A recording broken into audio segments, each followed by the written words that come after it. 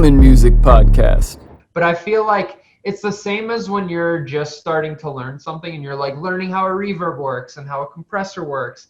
And it's again, back to the hammer analogy. It's like everything just ends up getting a reverb or a compressor or whatever. So I feel like there's this oscillation period where you like learn a concept and you like really overuse it, and then maybe it dies down for a while and then you remember about it again, and then it's like cool, integrated, you know. Or it might be more smooth, but it definitely dies down than how you initially started to do it, you know? Yeah. Like every 3 months, I feel like I'm teaching a new curriculum.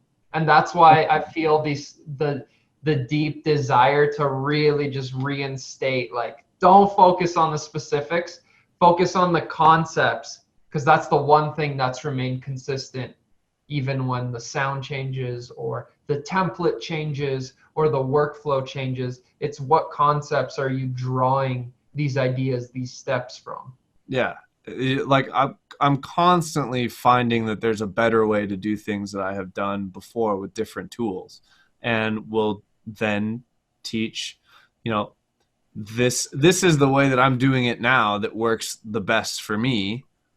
But there have been probably 4 different ways that I've done that in the past that have worked nearly as good or as good, but with more steps.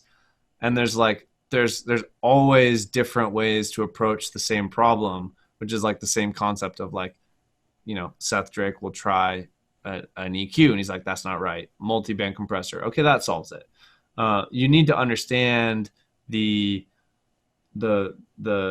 tool well enough to know, like, this works for this and it doesn't for this, and then you can dissect between the two for which one is actually what you should use in that. And it might even be true that you could A-B solution A next to solution B and they're the exact same, but understanding that, like, if they really are the exact same, then it didn't really quite matter how you got there.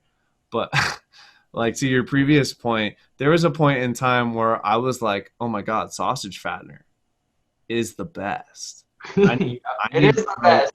I need to throw the color up to 100% on a sausage fattener and put that on anything that I deem important. You do. But that's because I didn't understand the concept of saturation in full before I got to that tool. I saw other people using it and I'm like, okay, by the time I get to like 10 to 15% on the fattener knob or whatever the fuck it is, it starts to make my sound kind of sausagey. But if I turn this color knob up, oh wow, it's a completely different sound. It's full of life. It's because I didn't really quite understand, like, that's what saturation does, and you probably could have done that a much more precise way, but because I didn't understand the rest of the tools to get there, that was the most apparent solution at the time, and that's what I used, you know? Yeah, totally. That gets back to that, like, that very core concept of the dojo philosophy is quality through quantity.